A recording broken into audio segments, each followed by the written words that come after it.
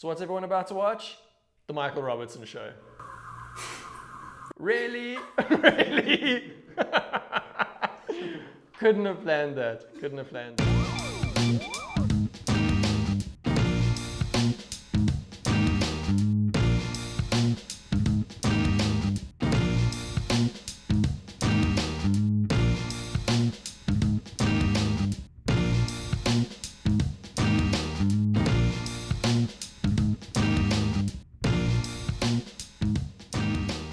Michael Robertson. I grew up in a very sexy town called Boksburg. When I left and came back, I realized it's a mining town. If you sit at the local watering hole, you look across the parking lots and actually see an entire mine shaft. There's a mine shaft across the road. Having a beer, as you look up, mine shaft felt. This is where I grew up. I was drawing all the time, on everything, all over the place. And then Ninja Turtles, because that was trending back then. That's when I knew, and everyone else around me knew, my career was set. When you go circle, 3 lines, done. Look how impressive that is. Show that to everybody. Boom. He's gonna make tons of money one day when he's older. Not because of drawing, but something. I used to draw what everyone else used to draw. Giraffes, the big 5, mostly because South African kid, Africa, push all of that. The big 5, Going from illustrating comics, drawing comics everywhere, going to be a comic book artist. My one really good friend, Brandon Hamilton, had a home DVD software where you had all the little blocks and you could upload photos and then flip those photos at certain frames. Now, this was all new to me and absolutely incredible. All of a sudden, my little exam pad animations that I was flipping with my thumb could be put on a computer and could actually make a little film, a little movie. When I realized these stupid, silly things I was drawing could actually come to life, that was it. No more comic book artist, animation. I was gonna draw everything, I was gonna bring everything to life, that was it. And I just went into animation after that. So here I am wanting to go into animation. There's nowhere to go and study. Explainer videos, TV ads, that's where animation was at the time. So I thought, cool, let me go and get an advertising degree and use that to kind of get into the animation game locally. When it comes to how I learned animation, because it had to be self-taught, it was just a case of trial and error. That was the whole process. Animate, animate, animate, animate. And then flipped it, and it was a half decent animation.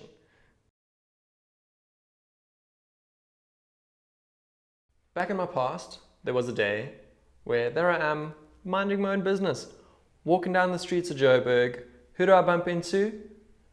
My ex. Now, ex, but my ex. And who is she with? The new guy.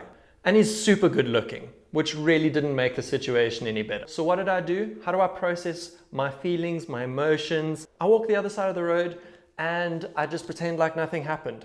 I go home, I animate the entire story. Entered that into the lorries, got my first lorry at the age of 19. After I graduated, I then started putting my portfolio out there. Who got back to me? One of the producers from that old series, The PJs. Now, if anyone knows The PJs, you'd realize what kind of big deal this was.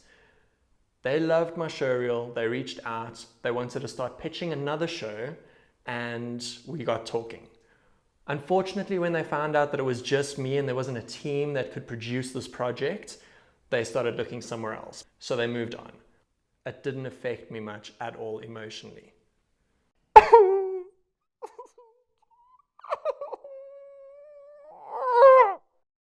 Me missing out on this production made me realize that Michael Robertson, freelancer, is going to miss out on a lot of different opportunities. So, light bulb moment, why not just register my own company? My company met up with another company and I really loved what they were doing and where they were going and their vision. So I bought 25% shares of the company. We then went to a whole bunch of different countries around the world, just letting everyone know about us. Marketing, face-to-face, shaking hands, getting out there, letting everyone know this is who we are, this is what we do, give us service work.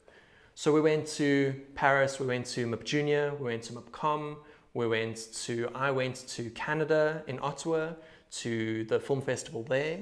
We went to Portugal, we did a TV show in Portugal. So we went all over the place, spread the word. What this did was get the attention of Gaumont, who is a huge company in Paris. We got a service job from them on a kids show called The Green Squad. We brought back 13 episodes and we had 10 months to then pump out this show.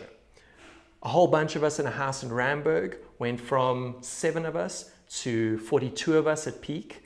It was 52 episodes. We did between 10 and 13. It was crazy, things were insane, and those episodes are now airing. Success. After the production was over, I decided to part ways with the company and just concentrate on Toon 53 Productions after that.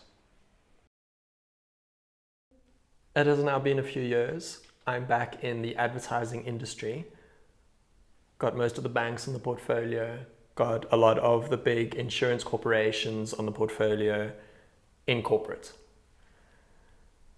Good pay, good money, good projects, creatively being forced in a certain direction every single time, mind-numbing. Love the clients that I had, but mind-numbing creatively. So then, a specific moment happened in my life that pushed me in the direction of music videos. There I am, sitting with the band, looking around the room, I see Pat. Pat is the Cavaliers drummer. Pat's sitting there. For the life of me, I have no idea why I pictured this, but I was just like, hey Pat, imagine you sitting, riding a dolphin, playing drums. Pat didn't hear me, so I had to repeat myself, which kind of ruined the whole effect. And then when he did hear, he kind of gave me a, oh yeah, no, cool idea, guy. No, that'll be... Do it. Scribbled it out and sketched it. 1 month later, we had a music video. Entered it into the MK Awards on DSTV. Made it into the top 5 with the Parlotones videos and all of that. And that just sparked the music video interest. When I saw my original work up on screen on broadcast television, I knew I had to. No other ad that I'd worked on, no other project I had worked on made me as proud and as excited as it was when I saw Pat on his dolphin playing drums. That got the Parlotones' attention. Got hold of them, ended up doing 4 music videos for the Parlotones. Awesome guys to work with, love all of them. That also got into quite a couple of film festivals around the world, which is really great. Now, the music side of things are starting to pick up. I'm starting to get a little bit more confidence, a little bit more cocky. So what do? Phone up Brian Adams' team. Everyone thought I was absolutely mad. So did Brian Adams' team. Ended up Skyping with Brian Adams, which was an insane moment in not only my career, but my life. Sitting there, Skyping with a rock legend. From there, we decided to start pitching him ideas. And Brian was open to the idea of animation, but his brand and look and feel had never really pushed into that direction. So he said, pitch me ideas, but understand I might not go with any of them, which is eventually what ended up happening. But that whole process was absolutely incredible. And him rejecting us in the end didn't affect me at all. Not even a little bit. There I am on the beach thinking about what would get people's attention. An animated series about abortions. It, on the one hand, has a shock value. On the other hand, it's educational. What happens to abortions when they're flushed? When they get to the bottom of the sewer? Who do they talk to? Do they bump into the Ninja Turtles? Is Splinter there? And that is what Smells Like Love, the Unwanted animated TV series answers. And that is what Comedy Central wants nothing to do with. So there I am. Have a couple of IPs, fly to the other side of the world, going to MIP Junior, MIPCOM, going to the Ottawa Animation Festival. I've got my little bag of goodies. I've got great kids shows. And of course I've got Smells Like Love. Going from pitching kids shows with the same commissioning editors to going, hold on, I've got something special. I've got something that you will never forget. Boom. Smells Like Love, The Unwanted. I have never in my entire life heard such loud silence coming from a room of people as I did when I pitched them this series. It was deafening. There was something about this series that is just comedy gold. And I think everyone except myself and maybe 2 other people think so. I believe in this. So what did I do? Entered it into a bunch of film festivals around the world, around the globe. To my surprise, no response from a lot of the festivals. And then it made it into CIM Film Festival.